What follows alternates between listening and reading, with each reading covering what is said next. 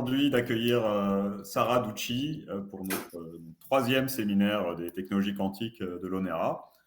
Donc, Sarah a reçu son diplôme de doctorat donc, en 2000 à l'Université de Florence. Et donc, après être passée par le laboratoire Cassler-Brossel et l'École normale supérieure de Cachan, donc elle a été recrutée à l'Université Paris Diderot, où elle est donc professeure depuis 2008 et responsable d'un axe de recherche donc, au laboratoire matériaux et phénomènes quantiques, qui s'appelle donc Photonique pour l'information quantique. Donc Sarah a travaillé sur donc la formation de structures spatiales dans les systèmes optiques non linéaires et, sujet qui nous tient particulièrement à cœur ici, les corrélations quantiques dans les OPO.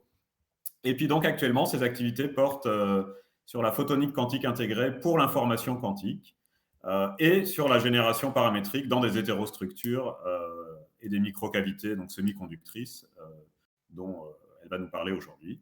Donc Sarah était membre de l'Institut universitaire de France entre 2012 et 2017 et a reçu le prix Louis Ancel de la SFP en 2016.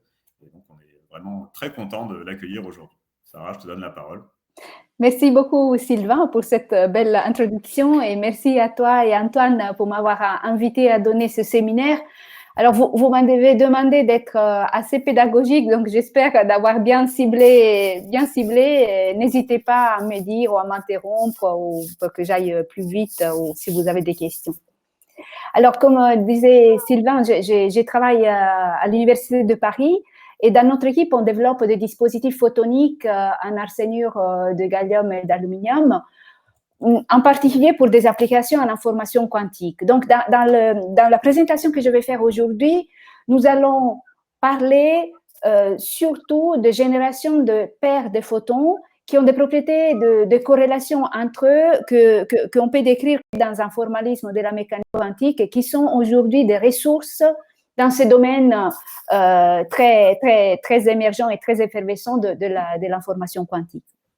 Donc, ma présentation, elle va être structurée de cette façon. Donc, je vais faire une introduction un peu générale sur la photonique et sur le développement de différents systèmes photoniques pour l'information quantique. Après, on va s'intéresser aux recherches qui sont menées dans notre équipe sur la génération de paires de photons en utilisant cette plateforme semi-conductrice 3.5. On va s'intéresser en particulier à deux types de dispositifs.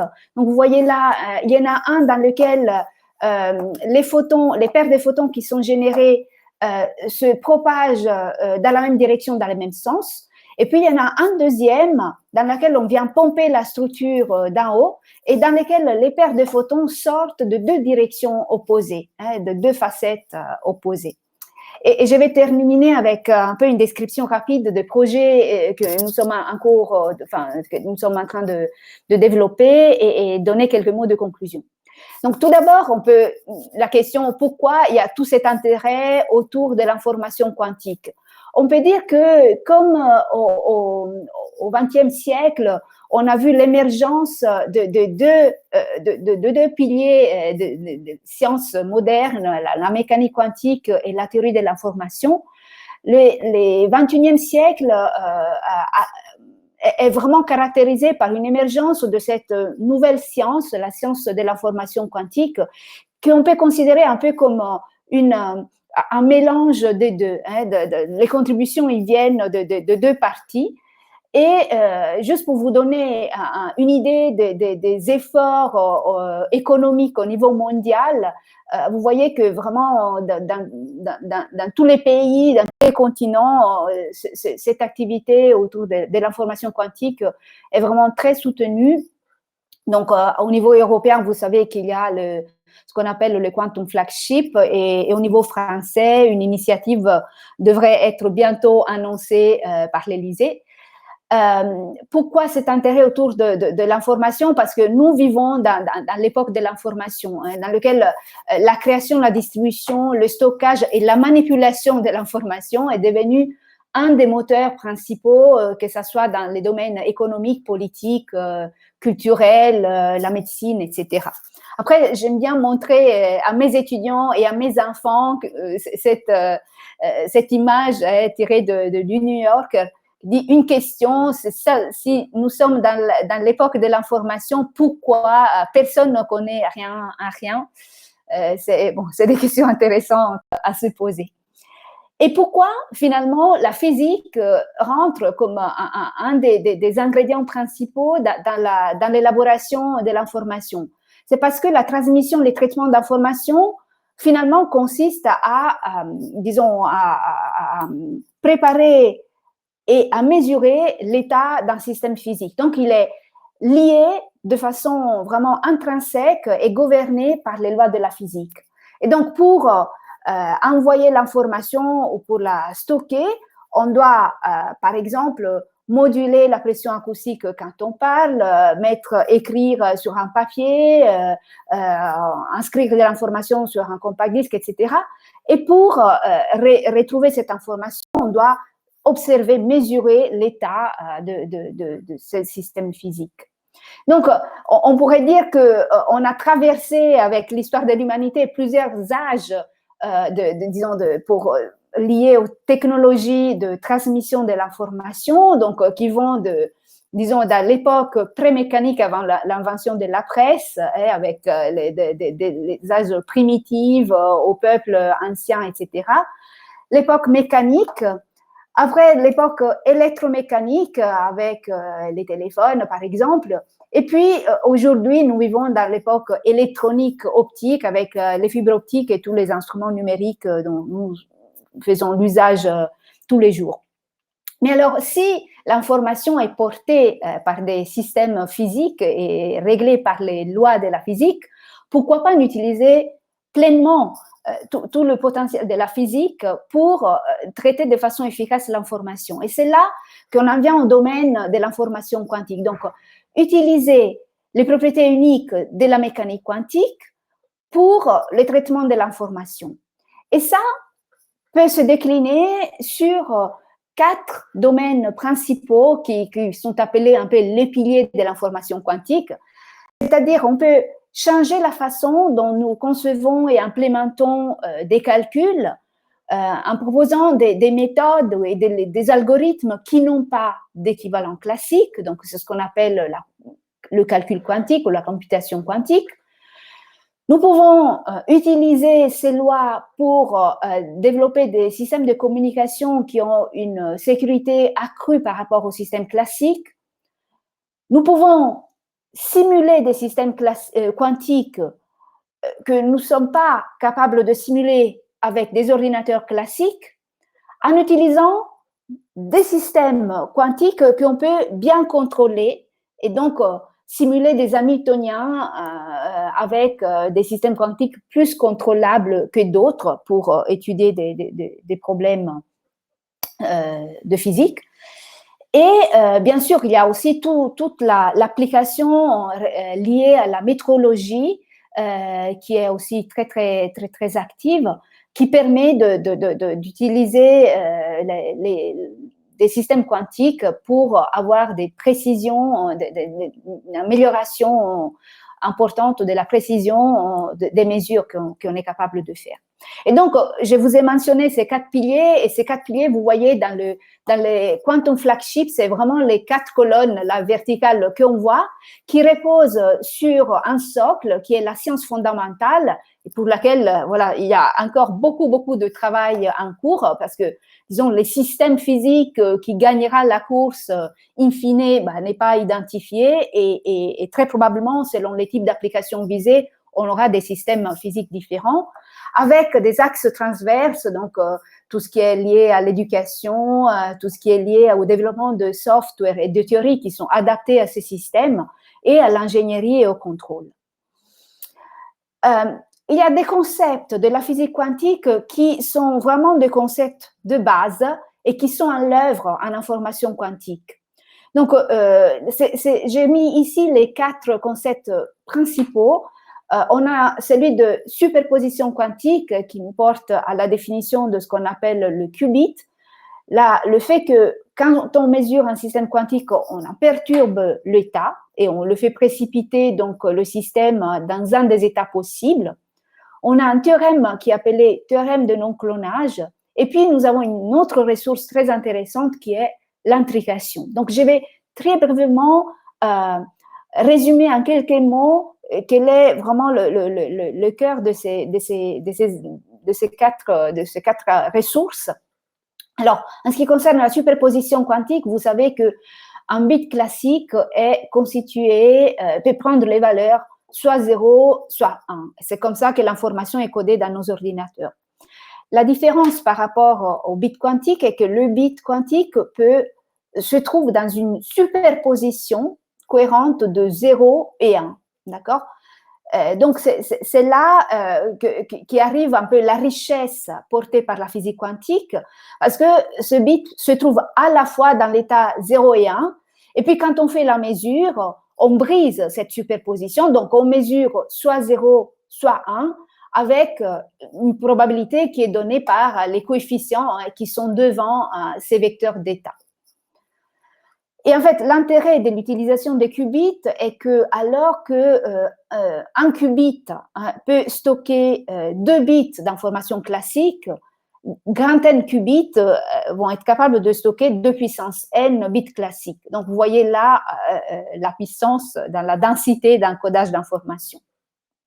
Alors, si, par exemple, on met ensemble le principe de superposition, donc la définition d'un qubit, avec le fait que quand je mesure un état quantique, cette mesure perturbe l'état, alors on peut facilement imaginer que la personne qui fait la mesure, dans les cas où il est un espion, il va se laisser détecter parce qu'il modifie l'état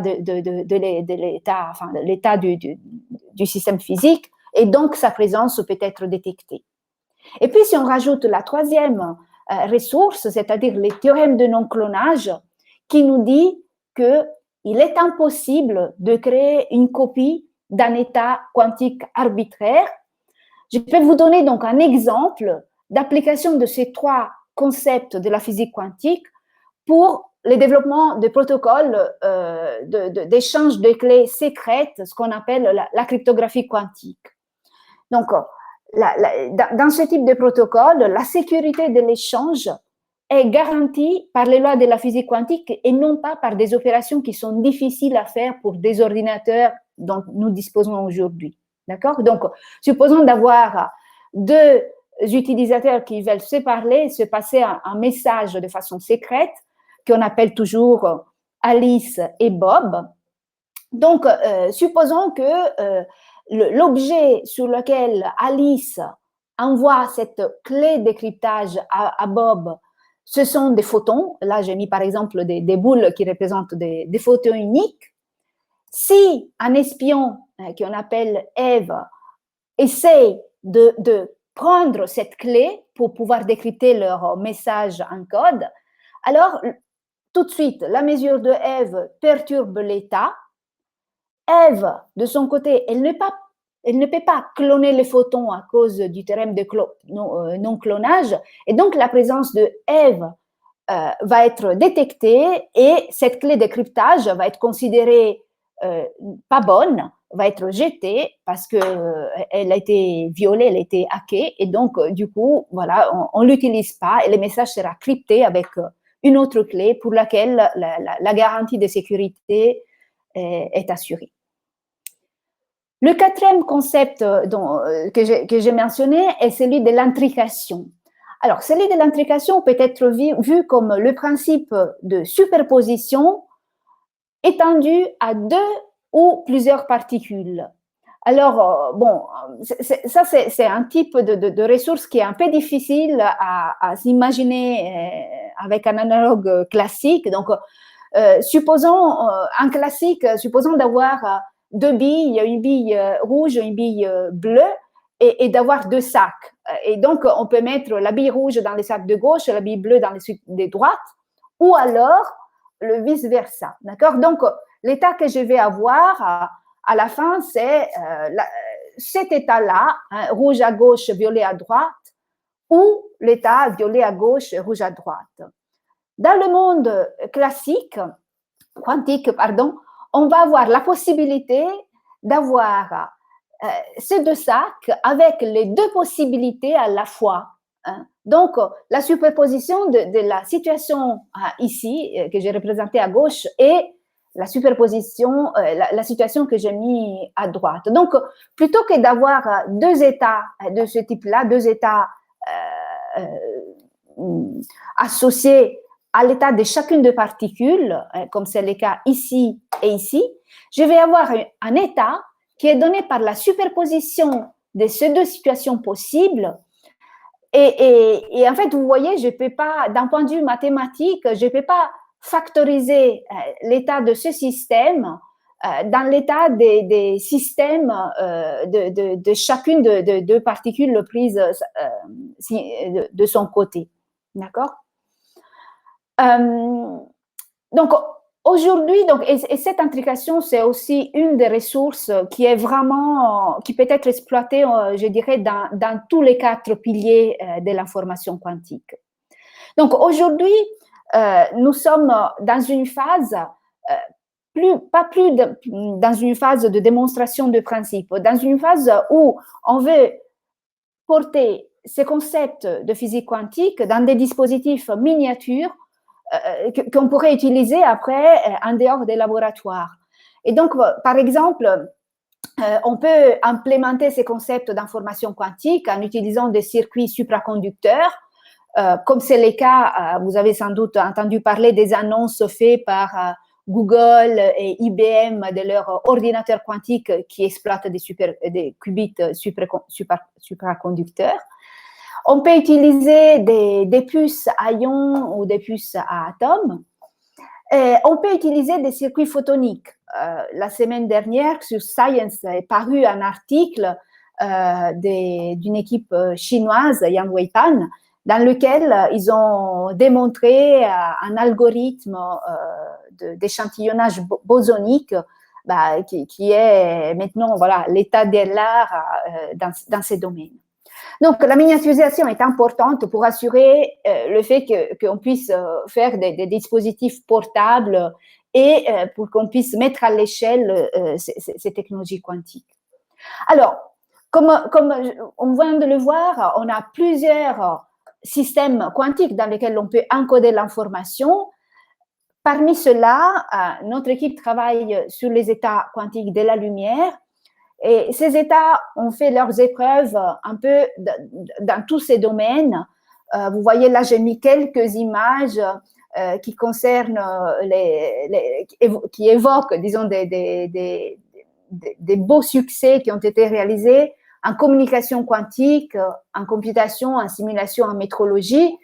Donc, je dirais qu'en ce qui concerne les communications, le photon, il est un peu l'objet de choix pour transporter l'information parce qu'il se déplace à la vitesse de la lumière, il est très robuste par rapport aux perturbations de l'environnement, donc que ça soit dans un domaine de distribution fibrée, comme dans nos réseaux télécoms, ou que ça soit dans un domaine d'espace libre, comme c'était le cas pour le satellite chinois Misius, dans lequel des photons intriqués ont été transmis entre les satellites et des stations terrestres pour assurer, pour rendre sécurisée une visioconférence entre deux sites différents. En métrologie quantique, je peux mentionner les nouveaux détecteurs, les nouveaux interféromètres utilisés pour la détection des ondes gravitationnelles, pour lesquels l'utilisation d'états quantiques de la lumière permet de gagner encore un rapport signal sur bruit dans certaines gammes spectrales. Donc, Advanced LIGO est en train d'utiliser de la lumière quantique. Et puis aussi, comme je disais, en computation et en simulation. Alors, allons regarder quel est un peu le panorama des technologies quantiques photoniques déployées. Donc, les trois étapes auxquelles on s'intéresse, c'est l'étape génération de l'état quantique, donc tout ce qui concerne les sources, manipulation de cet état, et donc on pourra le faire avec des circuits photoniques, par exemple, et la détection de ces états. Bien sûr, on peut faire tout de façon bulk, donc avec des systèmes massifs. C'est d'ailleurs impressionnant la manip dont j'ai parlé là des Chinois sur Science la semaine dernière. Tout est fait avec des optiques massifs, avec des cristaux pompés par des lasers, donc 25 cristaux qui réalisent 50 modes de lumière quantique avec des interféromètres. Mais bon, c'est clair que ces systèmes-là, ils ne peuvent pas trop sortir des laboratoires. Donc, il y a tout un travail, un effort pour intégrer toutes ces technologies. Et donc, vous voyez, à partir des premières expériences sur des cristaux massifs, aujourd'hui, on travaille beaucoup avec des guides d'ondes, des résonateurs, des systèmes de type boîte quantique. Donc, tout ça, c'est des systèmes à base de, on va dire, de systèmes solides dans lesquels on décrit des micros et des nanos, on définit des micros et des nanostructures. La même chose pour les circuits photoniques, avec aussi un contrôle de la phase de la lumière qui se propage, etc., ou de la polarisation, de la séparation de la lumière avec des beam splitters 50-50, etc. Et puis les prouesses qui ont été faites ces dernières années avec en termes de détection de photons uniques. Donc, dans la gamme des télécommunications, voilà, les tops en ce qui concerne l'efficacité étaient réalisés avec des détecteurs supraconducteurs qui ont permis d'atteindre aujourd'hui des efficacités de l'ordre de, enfin, jusqu'à 95% ou même plus. Donc, ce qui a ouvert vraiment un monde d'applications. Dans notre équipe, on travaille avec la plateforme ALGAS. Qu'est-ce qui est intéressant dans cette approche? Bon, tout d'abord, c'est une technologie qui est bien maîtrisée. Donc, on sait faire des dispositifs avec une très bonne qualité, des faibles pertes. Voilà. D'ailleurs, j'ai commencé tout ça dans une époque où on était installé à Thales. C'est là d'ailleurs que j'ai rencontré Sylvain. Et donc, j'ai appris aussi là-bas, voilà, les secrets de fabrication de ces dispositifs. L'indice de réfraction dans ce matériau est élevé. Et donc, grâce à cet indice élevé, on peut confiner fortement la lumière à l'intérieur de chips photoniques.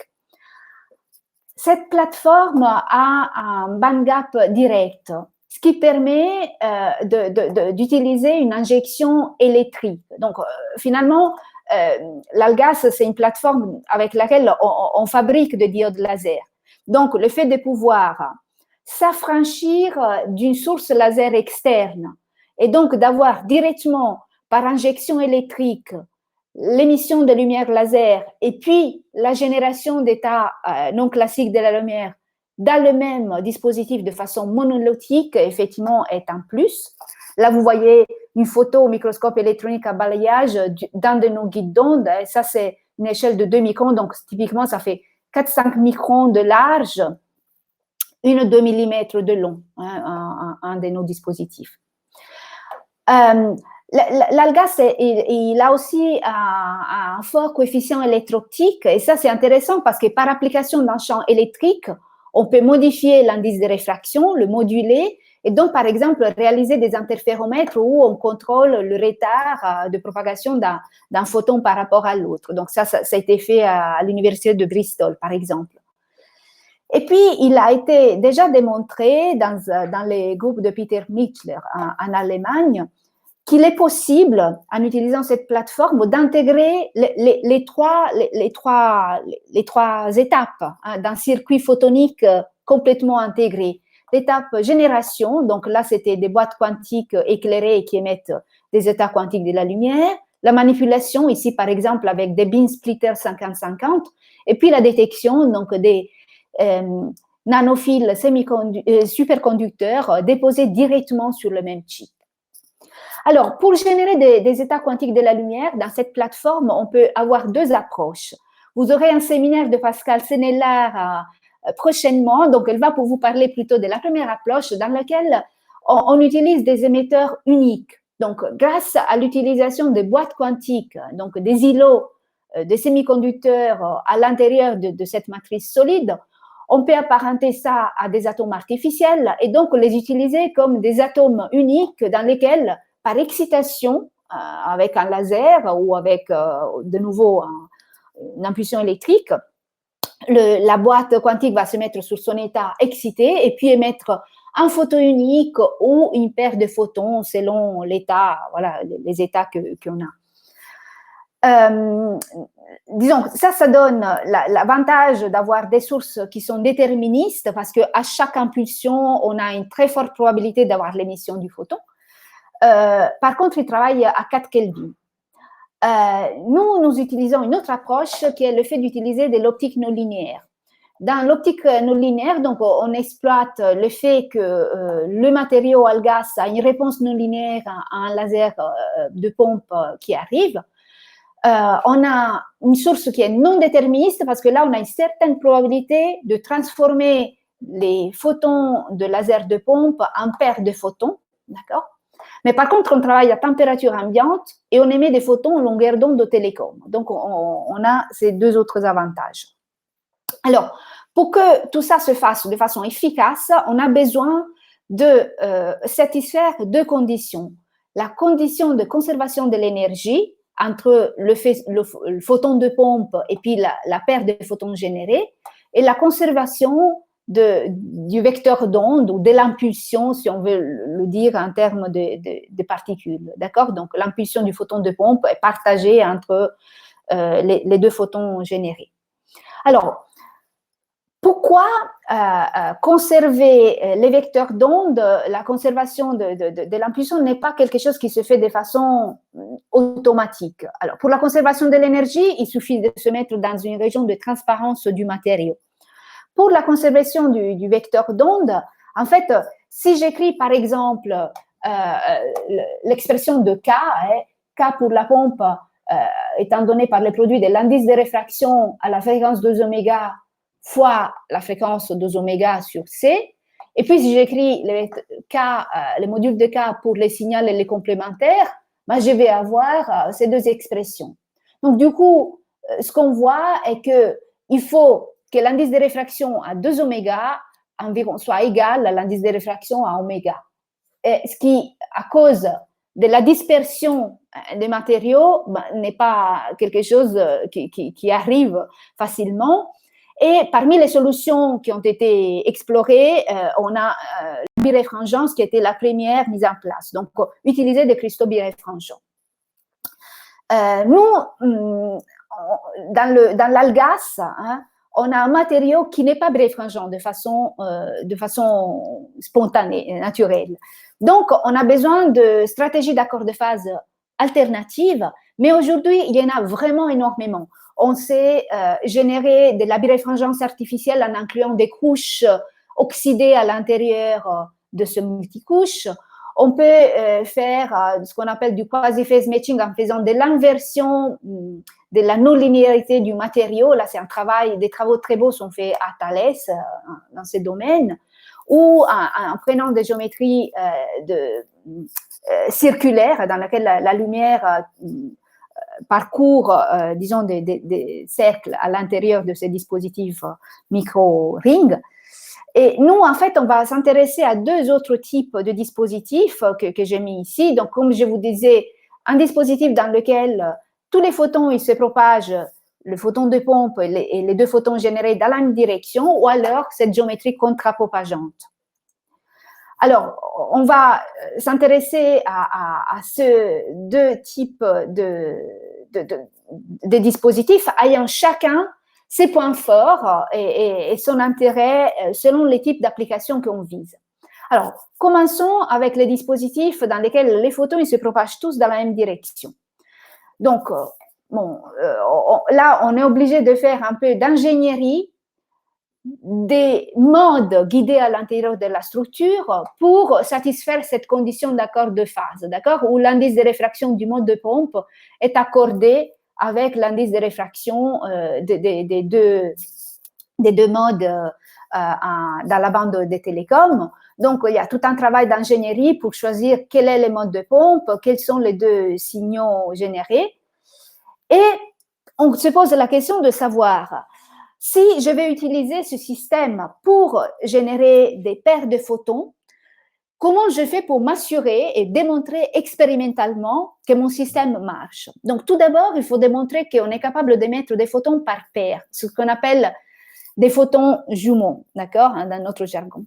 Pour faire ça, à partir de l'échantillon, on va séparer les signaux en deux avec, ça peut être un beam splitter 50-50 ou encore mieux, comme c'est le cas dans nos dispositifs, comme les polarisations de deux photons sont croisées, hein, alors on peut utiliser un beam splitter qui sépare les deux polarisations. Donc ça, c'est déterministe, on ne perd pas du signal. Et puis, à la sortie du beam splitter, on met des détecteurs de photons uniques. Et puis, avec une électronique de coïncidence, on va construire un histogramme dans lequel, en gros, on va mettre le retard entre le temps de détection d'un photon sur le détecteur 1 et la détection du photon sur le détecteur 2. Et on voit bien que sur ce socle de bruit, on a émergence d'un pic qui nous signale que pour un retard entre les arrivées de deux photons égales à 0, on a bien des paires de photons qui sont émises. Donc, ce pic-là est la signature qu'on est en train de mettre des photons par paire. Dans nos dispositifs, on arrive à avoir un taux de production de ces paires autour de 2 MHz, avec un rapport signal sur bruit presque de 1000. Donc, vous voyez, on a des signaux qui sont propres. Il n'y a pas de problème de luminescence ou de centre à l'intérieur de l'échantillon qui pourrait dégrader le rapport signal sur bruit. Un autre aspect important quand on génère des photons pour appliquer dans les protocoles d'information quantique est la possibilité de produire des photons qui sont indiscernables. Les photons indiscernables, ils sont à la base dans tous ces protocoles dans lesquels on veut faire de la computation quantique en utilisant juste des interféromètres, donc des dispositifs dans lesquels on fait que des opérations optiques linéaires. Par exemple, de nouveau, le science que j'ai mentionné tout à l'heure, il utilise ce type d'approche. Donc, leur préoccupation dans la préparation de l'état est d'être capable de produire 50 photons indiscernables qui rentrent tous dans l'interféromètre. Alors, comment on fait pour témoigner que les photons qu'on prépare sont indiscernables? Pour faire ça, on utilise une expérience qui a été proposée et réalisée pour la première fois par Hongou et Mandel en 1987. Il s'appelle l'interféromètre de Hongou-Mandel et en fait, il s'agit d'envoyer les deux photons qu'on veut tester de nouveau dans un beam splitter 50-50. Quand ces deux photons arrivent dans le beam splitter, on a quatre possibilités qui peuvent se produire.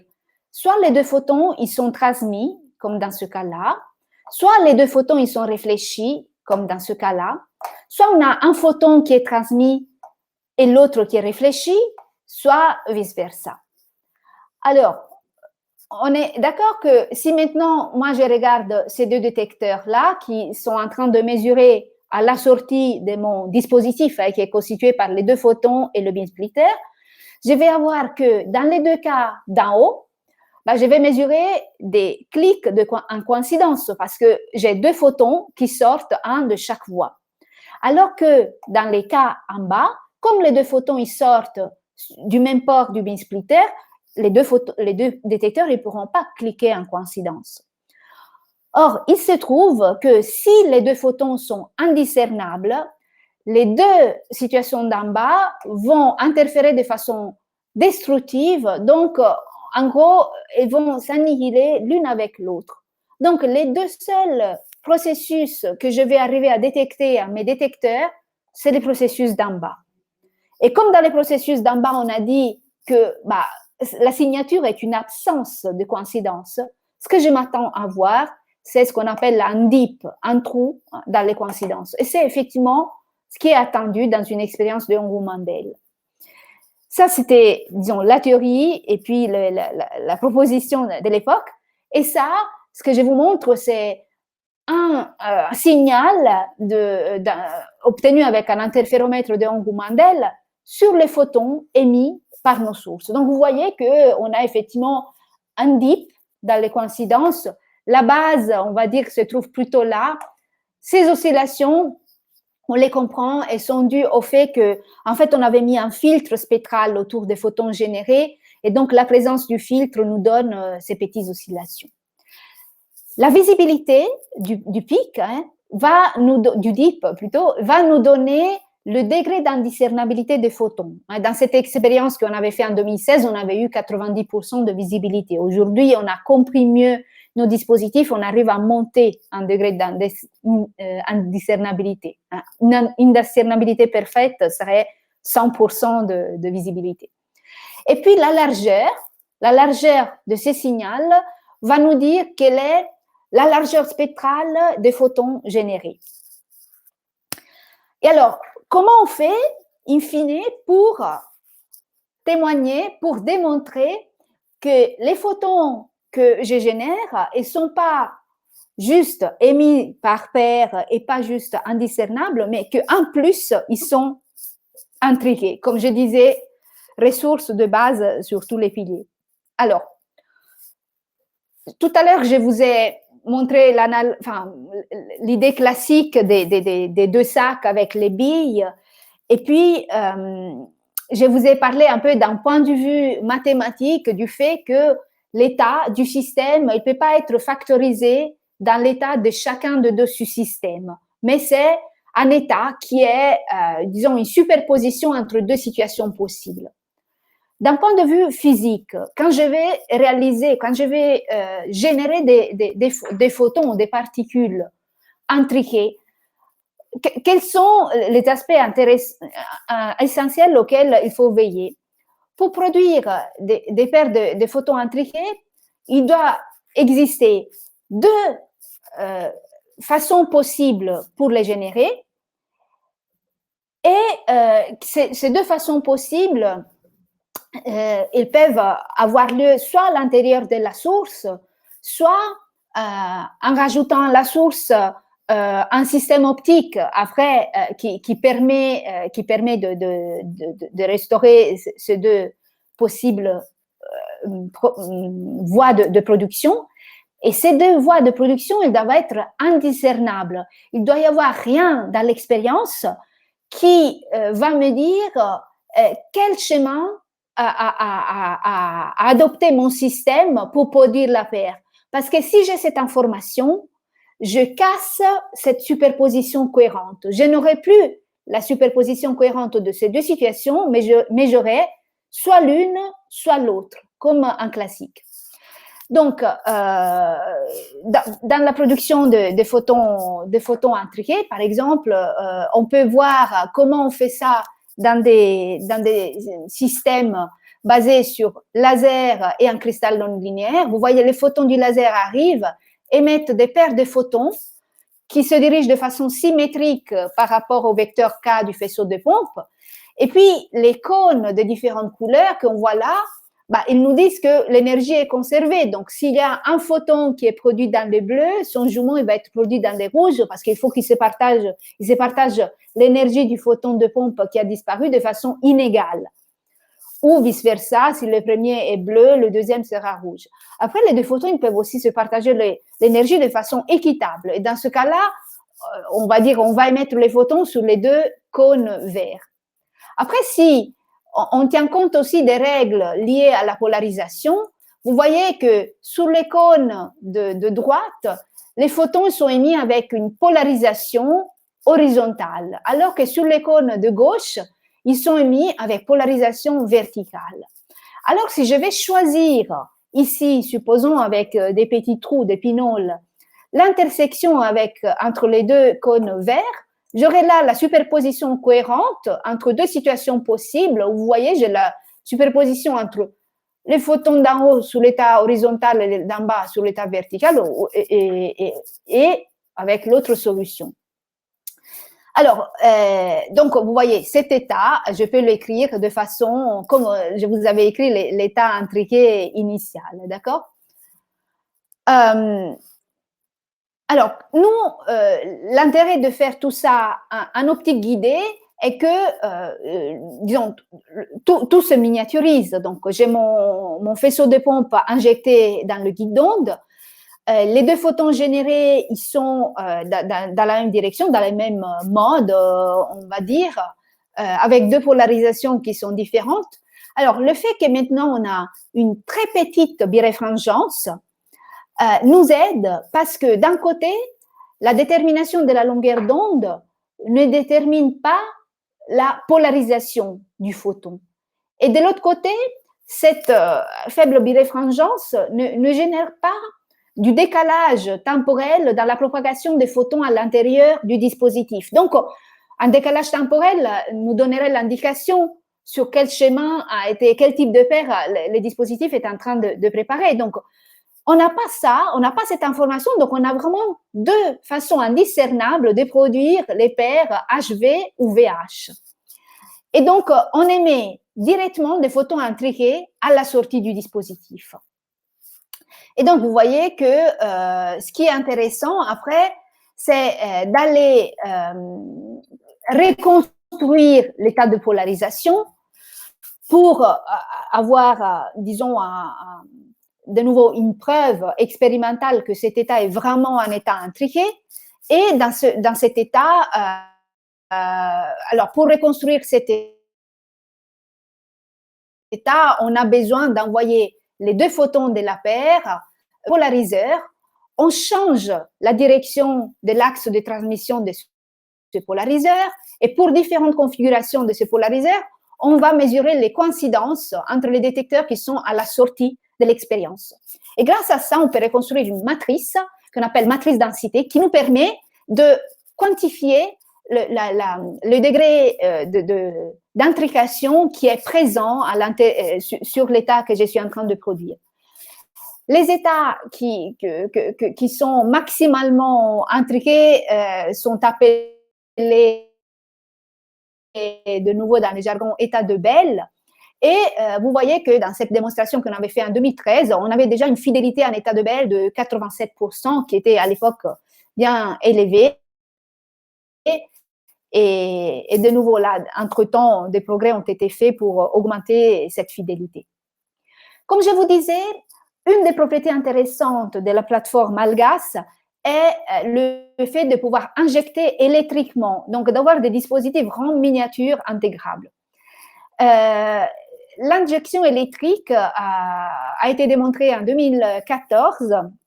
D'ailleurs, Fabien Boitier est un ancien doctorant de l'ONERA qui est venu après faire un postdoc. Il avait l'expérience des détecteurs à deux photons et avec nous, il a travaillé à l'émission de photons intriqués. Donc, dans ce type de dispositif, on injecte électriquement le guide d'onde, qui est un laser finalement, une diode laser avec une jonction PN et un puits quantique à l'intérieur. On émet des photons laser, ces boulettes rouges, et puis des paires de photons sont générées à l'intérieur de la cavité parce qu'on peut en même temps faire l'ingénierie de la cavité laser et aussi de la cavité non linéaire pour émettre des photons. Et donc, vous voyez là, par exemple, on a des caractéristiques d'émission de lumière laser qui sont des caractéristiques standards d'une diode laser. Là, j'ai un courant pour lequel le laser est sous le seuil et là, je dépasse les seuils. Et puis, si on va regarder les pics de coïncidence, quand je suis sous le seuil, je n'ai pas de paire émise parce que mon laser n'est pas encore allumé. Et puis, à partir du moment où je passe au-dessus du seuil, je vais avoir un pic qui croît linéairement et un pic d'émission des paires. Alors là je vois que j'avance pas très rapidement, mais c'est pas grave, Sylvain, tu vas m'interrompre quand mon temps est terminé. Donc, je vais vous montrer comment on peut explorer un autre espace qui est l'espace de la fréquence des photons. Alors, dans l'espace de la fréquence, ce qu'on s'intéresse, c'est de regarder quelles sont les longueurs d'onde du signal et du complémentaire qu'on arrive à émettre. Et dans ces sources dans lesquelles les photons se propagent tous dans la même direction, l'intérêt est que j'ai un spectre à deux photons qui est très écrasé dans cette direction. Donc, c'est très anticorrélé, on dit, parce que on a effectivement la longueur d'onde du signal va nous dévoiler pratiquement quelle est la longueur d'onde de Leidler, d'accord? Et donc, pompage avec un laser continu, on obtient un signal qui est très large bande et très anticorrélé. Et ce type de signal, je peux l'utiliser en allant chercher des paires de photons sur des canaux de longueur d'onde ou de fréquence qui sont symétriques par rapport à la longueur d'onde centrale de dégénérescence. Donc, si je vais prendre ici, sur ces canaux symétriques, mon signal, je vais me trouver avec des photons qui sont intriqués en polarisation, comme je vous ai dit tout à l'heure, émis sur des canaux bien définis. Alors, je peux mettre ensemble les atouts de cette source avec, disons, les composants télécoms qui sont déjà en utilisation, par exemple des multiplexeurs à longueur d'onde, dans lesquels je viens prendre le signal, je centre la longueur d'onde de dégénérescence sur le canal central du WDM, et puis je vais me retrouver avec les canaux du WDM dans lesquels les canaux symétriques vont contenir des photons intriqués en polarisation. Alors, je peux distribuer avec ces fibres vers Alice et Bob les canaux symétriques et donc avoir plusieurs paires d'utilisateurs qui peuvent s'échanger des clés secrètes en utilisant cette source. Donc, on a démontré ça il y a quelques années en collaboration avec le laboratoire Télécom Paris-Tech. Et donc, on a commencé à regarder jusqu'à quelle distance on pouvait, des fibres optiques, on pouvait transporter nos paires de photons intriqués pour échanger des clés secrètes. Donc, vous voyez, à l'époque, on était arrivé à démontrer une 50aine de kilomètres.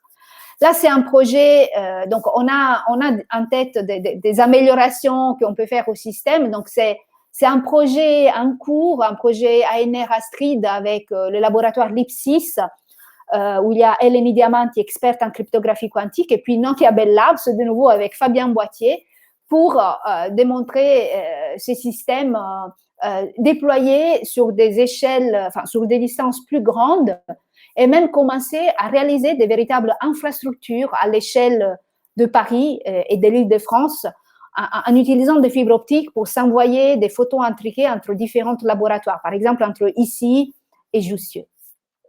Alors, ce que je vais faire là est que je vais ne pas vous parler des photons qui sont produits dans les dispositifs dans lesquels on a la géométrie contrapropageante, mais je vais peut-être vous donner quelques perspectives de travaux qui sont en cours. Désolée pour passer un peu rapidement sur ces slides. Alors, il te reste 10 minutes à peu près, 10 petites minutes. Il me reste 10 petites minutes. D'accord, je n'ai pas regardé en fait les démarrages. Entre 5 et 10, disons. Ouais. D'accord, ok. Alors peut-être, waouh, là il est parti tout seul. Désolée pour ce rush d'image. Alors je vais, oui, attendez. Hop. Il y a un peu de retard, voilà, entre quand j'appuie sur la touche et puis l'affichage. Donc, désolée. Voilà. Donc, dans cette autre source, l'idée est qu'on vient avec un faisceau de pompe d'en haut, et puis, du coup, les photons qu'on arrive à générer, ils se propagent dans deux directions opposées. Et vous voyez, de nouveau, on a toujours ces polarisations croisées. Donc, je peux avoir la situation dans laquelle le signal, on va dire que là, on appelle le signal le photon qui sort vers la droite, à polarisation verticale. Et puis, les complémentaires à polarisation horizontale. Mais en fait, je n'ai deux d'interactions. J'ai aussi l'interaction dans laquelle j'ai le signal horizontal et le complémentaire vertical. Les deux ont lieu avec la même probabilité. Et donc, je peux générer comme ça des paires de photons intriqués en polarisation. Mais l'intérêt de ce dispositif est que maintenant, je peux utiliser la forme du faisceau de pompe pour faire de l'ingénierie des états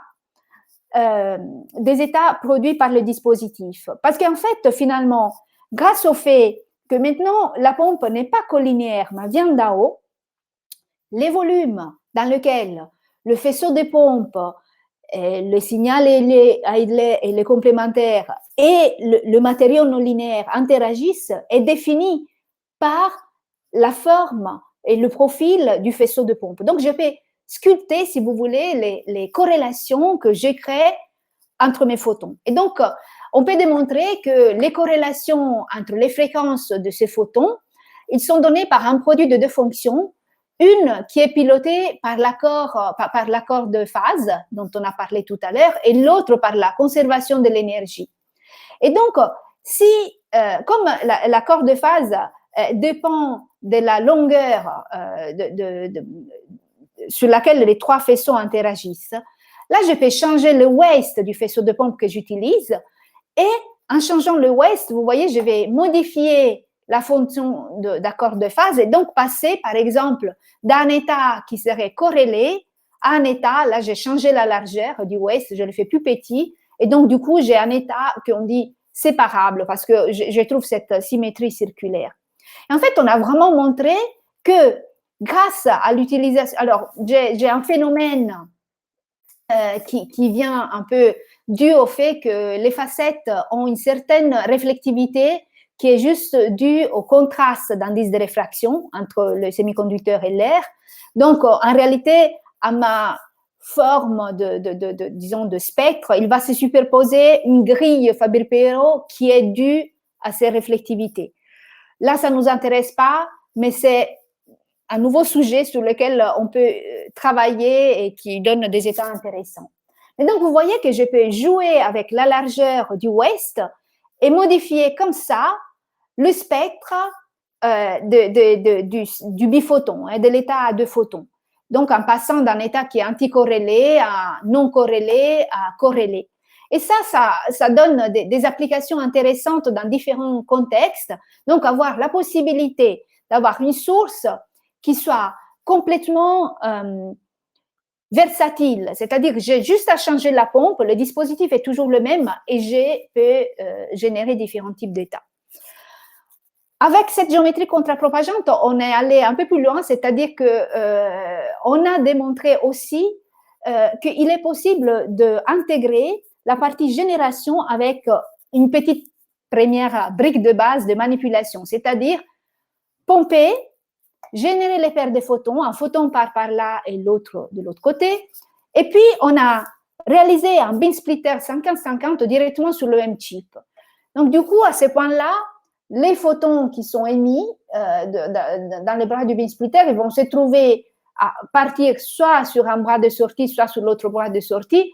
Et je vais me trouver de ce côté une source de photons uniques annoncée. Donc là, c'est une photo de la réalisation expérimentale.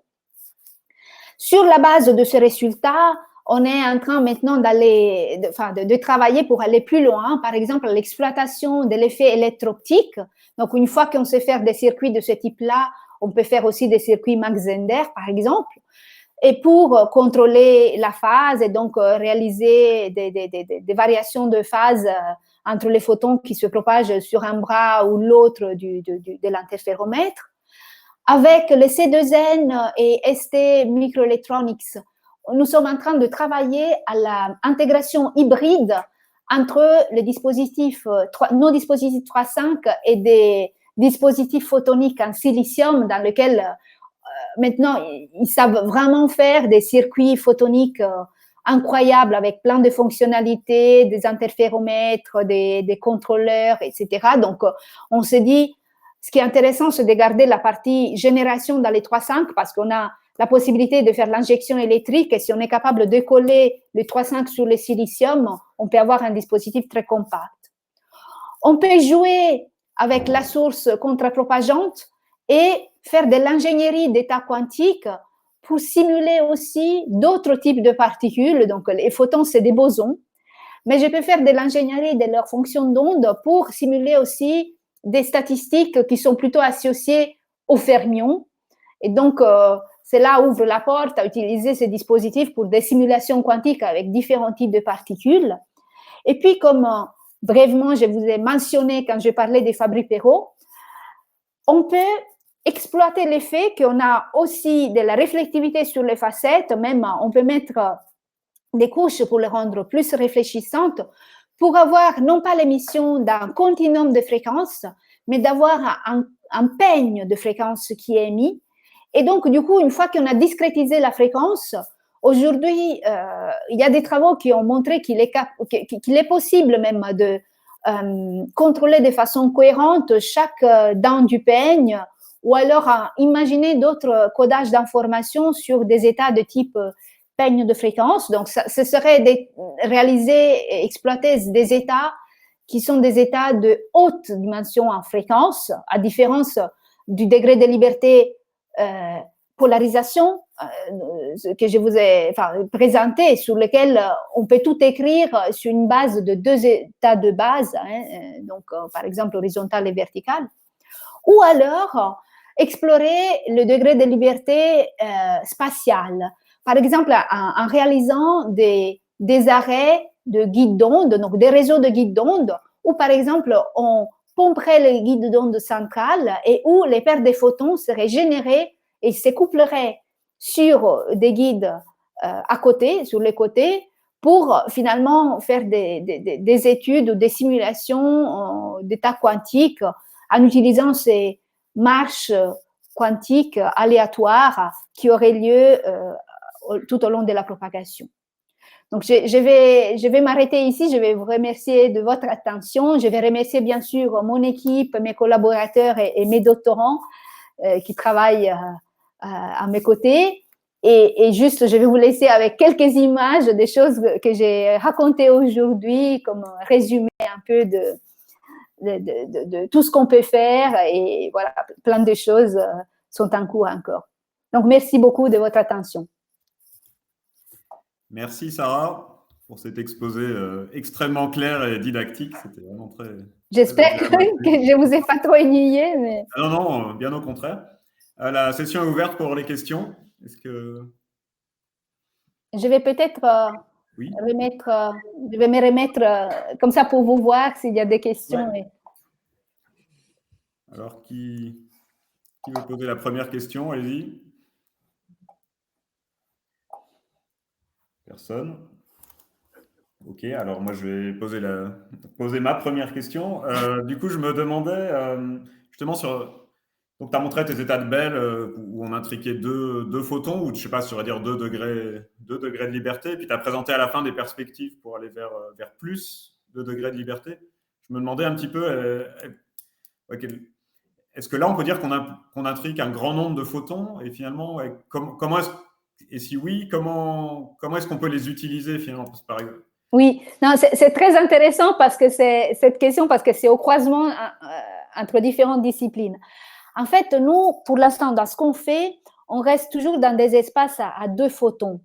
Donc, je ne peux pas dire que je suis en train d'intriquer beaucoup de photons. Donc, c'est différent par rapport à ce qu'on fait en variable continue avec des états comprimés. Par contre, ce que j'ai est que l'espace de Hilbert où mon état de photon est décrit est un espace de Hilbert de haute dimension. Donc, du coup, je peux encoder à l'intérieur de mon photon de l'information de façon plus dense, ou je peux utiliser ces structures multipiques pour l'encoder de façon plus sécurisée, donc implémenter des codes correcteurs d'erreurs, etc. Donc, je dirais que c'est plutôt là l'analogie qu'on peut voir avec les états à beaucoup de photons. D'accord. Oui. Et justement, une question un peu, je ne sais pas, liée ou connectée, mais parce qu'on parle pas mal en ce moment je sais pas, de calcul quantique en utilisant des qubits photoniques. D'ailleurs, j'ai une question par mail de quelqu'un qui m'a demandé ce que tu pensais de la startup Xanadu. Je ne sais pas si tu as vu leur récent, où ils ont publié des... Oui, c'est vrai. Eux, ils utilisent des états comprimés et donc c'est des variables continues pour ça. Mais je pense que c'est des approches, effectivement très intéressantes. Ces personnes, c'est des personnes qui viennent effectivement de l'optique non linéaire et qui connaissent bien l'optique quantique et son potentiel. Même le papier là publié par l'équipe de Yang Wei Pan sur Science, finalement, c'est des états comprimés. Donc, ça doit être des cristaux PP-KTP. Ils en ont mis 25. Ils font 2 paires d'états comprimés par chaque cristal. Donc, ils arrivent à avoir 50 modes comprimés qu'il lance dans un interféromètre avec 100 modes possibles. Et donc, c'était vraiment impressionnant parce que finalement, tout en restant beaucoup plus discret que Google ou IBM avec l'ordinateur quantique à base de supraconducteurs, ils sont quand même arrivés avec les photons à implémenter quelque chose de très impressionnant. D'accord. Bon, après, c'est pas intégré leur système. C'est vraiment une table optique avec. Ils ont 100 détecteurs de photons uniques. Enfin, le coût de cette manip, elle est considérable, mais d'un point de vue, avancé de principe, bon, c'est beau, quoi.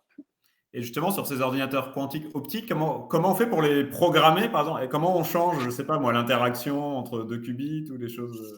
Alors, bon, sur ça, je dirais, alors je ne suis pas super experte, hein, mais je dirais que pour l'instant, dans ces ordinateurs, c'est jamais un ordinateur quantique dans lequel on a un set universel de portes logiques dans lesquelles on peut implémenter n'importe quel type de calcul. C'est toujours une tâche ou un type d'opération bien précise. Donc, on dit plutôt un calculateur qui sait, par exemple, faire des échantillonnages bosoniques. Donc, c'est vraiment quelque chose de très ciblé, dans lequel les chercheurs aujourd'hui cherchent vraiment à démontrer l'avantage, une suprématie du quantique sur le classique.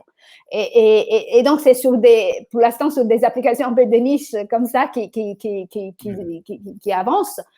Alors, en ce qui concerne les États, effectivement, souvent, ce qui se passe est que, disons, l'ingénierie ou le type d'État qui est utilisé pour envoyer dans l'interféromètre, il est externe à l'interféromètre lui-même. Donc, ils doivent d'abord générer l'état avec des propriétés d'intrication, par exemple, dans les 4 états de Bede, on va dire, générer un état qui soit symétrique ou antisymétrique pour explorer, par exemple, comment ces différences-là se répercutent dans la propagation du circuit, etc. L'intérêt qu'on trouve dans nos dispositifs est qu'effectivement, le même dispositif peut faire l'un et l'autre. Donc, si on arrive, par exemple, à combiner notre dispositif avec la partie circuit, c'est intéressant parce qu'on n'a pas besoin de trucs externes, de changer à chaque fois. On change la pompe et voilà, et on peut faire ça de façon assez simple. Après, en ce qui concerne la partie manipulation, donc les interféromètres, alors aujourd'hui, ils font des choses vraiment magnifiques. Je dirais que une chose qui est très impressionnante, c'est les circuits souvent c'est fait en verre par écriture avec un laser femtoseconde. Ils arrivent à écrire des réseaux de guides, des coupleurs, etc. Et même pas que en 2D, mais même en 3D avec découplage, en réglant la polarisation aussi, etc. Et avec aussi des contrôleurs. Alors, je me souviens plus, il me semble qu'eux, ils avaient fait le groupe de Ozella, mais à Polytechnique de Milan. Je pense qu'ils avaient utilisé des effets thermo-optiques, si je ne me trompe pas. Mais ça avance tout le temps. Dans les néobates de lithium, ils sont en train d'implémenter les effets électro-optiques. Donc, disons, sur la partie manipulation dans les circuits photoniques, sur la photonique silicium aussi, il y a des super beaux résultats. Oui, bon, l'équipe de Bristol avait fait beaucoup de premières. Là, même en France, il y a les C2N et puis avec les laboratoires infinis à Nice qui travaillent ensemble sur des types de structures comme ça. Donc, ça avance très vite dans tous les sens. D'accord. Est-ce qu'il y a des questions pour Sarah dans le... Je vois une main levée. Ah, moi, je ne la vois pas. Ah. Allez-y, prenez la parole directement. Antoine, moi, je vais prendre la parole. Je n'ai pas levé la main, moi. Mais bon. Merci. Je ne vois pas ta main levée. Ah non, je sais, oui. Oui, ça y est, je la vois. Merci pour l'exposé. Hein. C'était vraiment limpide. C'était parfaitement adapté, avec un énorme effort pédagogique pour bien illustrer avec des images sympas. J'ai une question, je pense, c'est sur la dernière planche qu'on voit, là, sur le moyen de faire de ingénierie sur les corrélations de fréquences. Est-ce que tu peux en dire plus sur quels sont les différents cas d'application pour chaque type de corrélation en fait? Qu'est-ce que ça te permet comme perspective en fait de pouvoir faire ça? Oui, alors disons que il y a là c'est un peu petit mon slide, mais bon, peut-être je vais juste agrandir un peu comme ça je reste un peu avec vous aussi.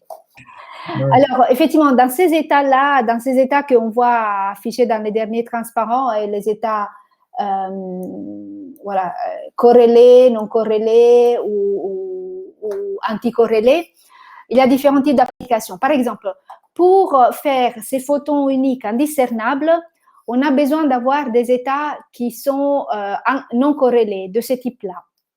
Donc, par exemple, quand on a fait la source de photons uniques annoncée, on a dû faire l'ingénierie de la pompe pour faire ça. Donc, ça, c'est voilà, le type d'état pour produire voilà, des photons indiscernables.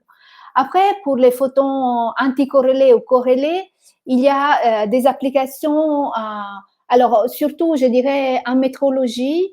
Alors, dans les états corrélés pour la synchronisation d'horloges dans des expériences de ce type-là, ou aussi dans les photons anticorrélés dans des techniques de microscopie à 2 photons, par exemple.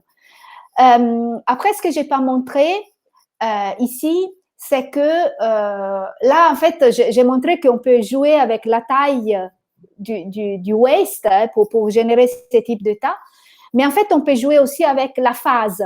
Donc, c'est-à-dire, plutôt que d'éclairer avec une gaussienne simple, avec une phase plate, éclairer avec une gaussienne dans laquelle je retourne la phase de pi à la moitié du faisceau.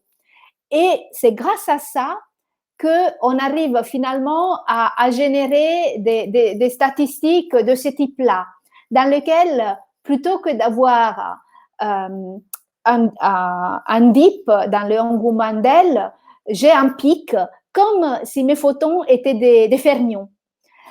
Bien sûr, ce n'est pas des fermions, c'est juste l'ingénierie que je n'ai fait. La fonction d'onde, c'est toujours bosonique, mais elle est donnée par les produits de la fonction d'onde spatiale et la fonction d'onde spectrale. Donc, si je antisymétrise la partie spectrale, celle spatiale va faire la même chose pour conserver l'état bosonique global.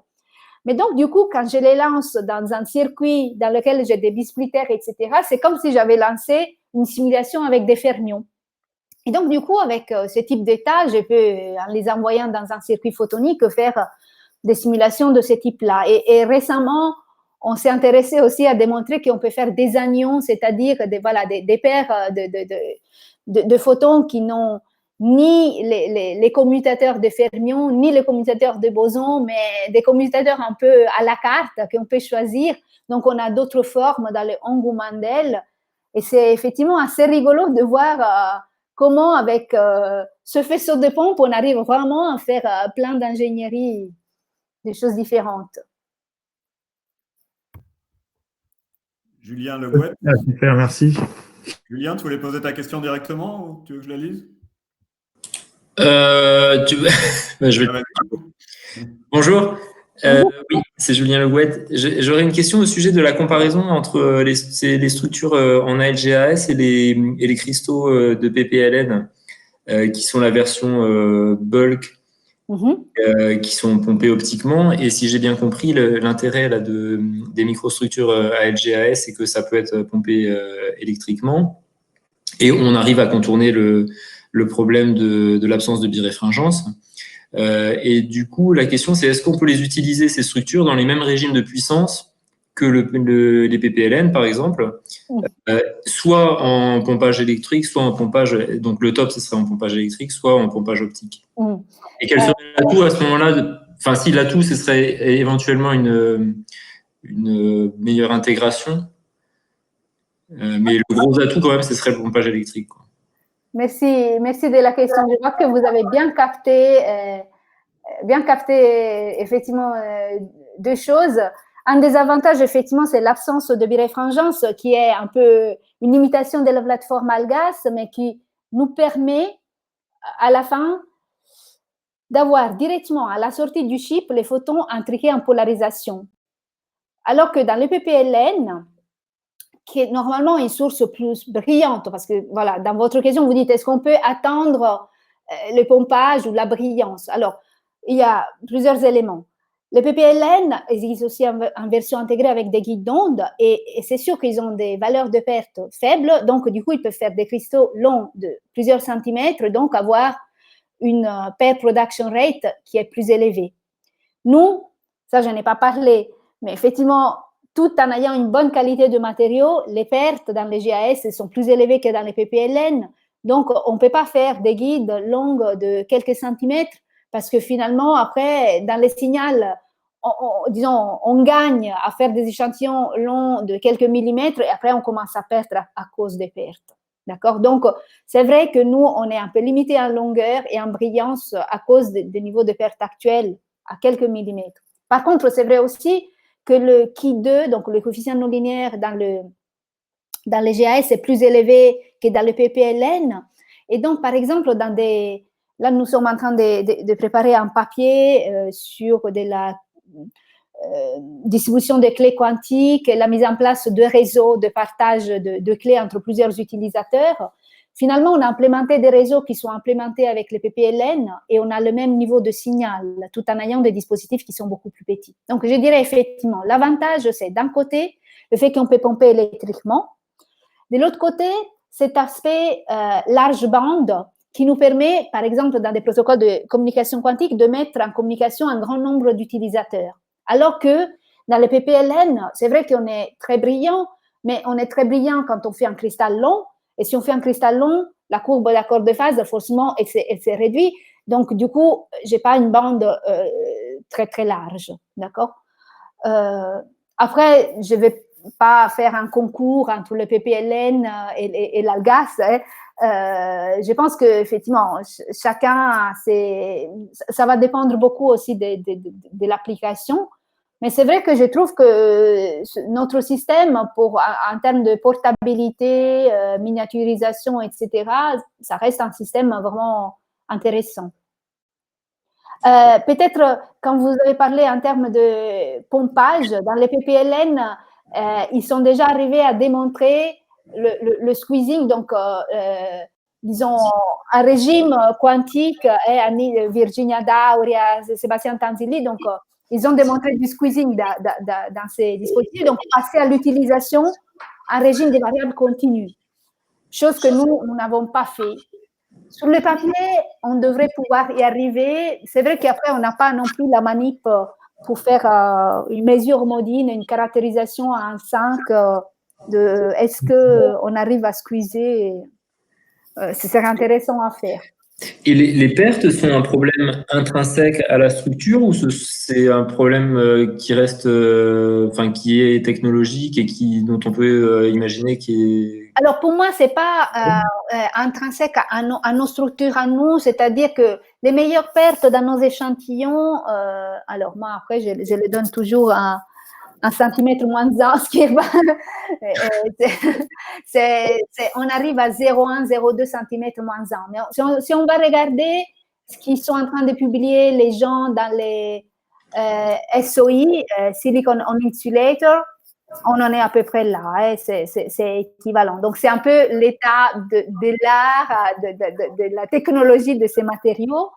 Si on va regarder les silicon nitride, là, ils arrivent vraiment à avoir des pertes super faibles avec des résonateurs en mode de galerie et impressionnant. Donc, dans les silicon nitride, la question perte est bien meilleure. Et le fait de passer à un autre substrat, un autre matériau, ça permet... Qu'est-ce qui fait qu'on peut préférer le nitrure de silicium à la LGAS ou l'un ou l'autre? Après, voilà, dans le nitrure de silicium, ce n'est pas un processus de type deuxième ordre, c'est troisième ordre, donc c'est du type 3. Ouais. Là, l'efficacité est un peu plus faible du processus. On se retrouve avec la pompe qui a la même longueur d'onde que les signaux et les complémentaires. Du coup, il faut faire des filtres pour rejeter la pompe parce qu'elle se trouve là. Après, voilà, au niveau d'intégration, on en revient là. Il n'y a pas d'effet électro-optique dans le silicon nitride. Le pompage électrique, on ne peut pas. Donc voilà, bon, je dirais que chaque plateforme, pour l'instant, a ses points forts et ses points faibles. Et je pense que finalement, ça dépendra vraiment beaucoup du type d'application visée, le type de dispositif qui sera choisi. Okay. Sylvain, je peux compléter ma question encore ou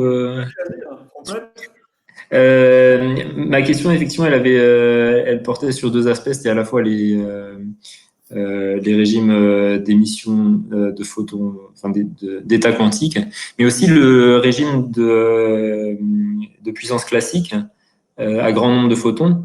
Ah. Et la question, ce serait à ce moment-là, est-ce que